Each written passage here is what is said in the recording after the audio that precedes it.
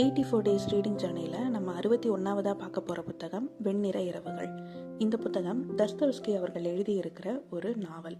இந்த நாவல் பற்றி நிறைய பேருக்கு ஏற்கனவே தெரிஞ்சிருக்க வாய்ப்பு இருக்குது. ஏன்னா இந்த புத்தகம் ரொம்ப ஃபேமஸான ஒரு லவ் ஸ்டோரி. இந்த லவ் ஸ்டோரி அப்படின்னு சொன்ன உடனே இது ரொம்ப ஸ்ட்ரெயிட்டாக ஒரு பையனும் பொண்ணு லவ் பண்ணுறாங்க, அவங்க கல்யாணம் பண்ணிக்கிறாங்க, அந்த மாதிரிலாம் இல்லாமல் இது ஒரு ட்ரையாங்கிள் லவ் ஸ்டோரி. இன்னும் சொல்லப்போனால் இயற்கை படம் எல்லாருக்குமே தெரிஞ்ச ரொம்ப ஃபேமஸான படம் தான். அதுவும் 90s கிட்ஸ்க்கு வந்துட்டு இயற்கை படம் ரொம்ப க்ளோஸ் டு ஹார்ட் படம். அதோட கிளைமேக்ஸ்லாம் மறக்கவே முடியாது, அந்தளவுக்கு இருக்கிற படம். இந்த படம் இந்த வெண்ணிற இரவுகள் புத்தகத்தோட ஒரு தழுவல் அப்படின்னு தான் அந்த இயக்குனர் சொல்லியிருப்பார். ரொம்ப அழகான ஒரு காதல் கதையை அந்த படத்தில் நம்ம பார்த்துருப்போம். அப்போது அந்த படமே அவ்வளோ அழகாக இருக்குன்னா இந்த புத்தகத்தை தழுவி தான் அந்த படம் எடுத்திருக்காங்க. அப்போ இந்த புத்தகம் எவ்வளோ அழகான ஒரு கதையை நமக்கு சொல்லும்.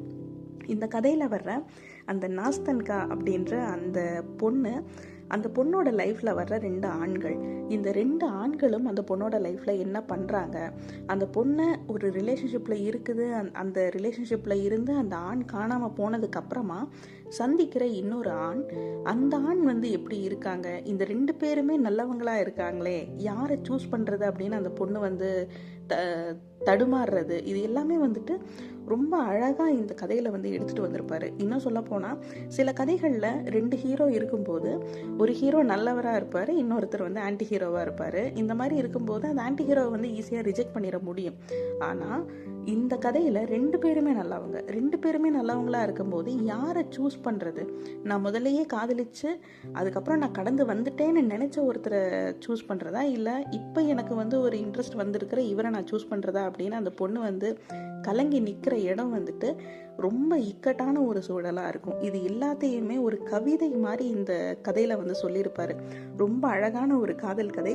வாய்ப்பு இருக்கிறவங்க கண்டிப்பாக படித்து பாருங்கள் இந்த வெண்ணிற இரவுகள் புத்தகத்தை. நீங்கள் இந்த புத்தகம் படிக்கிறதுக்கான லிங்க் நான் உங்களுக்கு டிஸ்கிரிப்ஷனில் கொடுக்குறேன். இதை படிச்சுட்டு இந்த கதை எப்படி இருந்தது, இயற்கை படத்துக்கும் இந்த புக்குக்கும் எந்த அளவுக்கு ஒரு ரிலேஷன் இருக்குது, அது எந்த அளவுக்கு இந்த புத்தகத்தில் இருந்து இயற்கை படத்தில் கொண்டு வந்திருக்காங்க அந்த ஃபீலை அப்படின்னு சொல்லிட்டு கீழே நம்ம டிஸ்கஸ் பண்ணலாம் கமெண்ட்ஸில். வாய்ப்பு இருக்கிறவங்க கண்டிப்பாக படித்து பாருங்கள். நன்றி.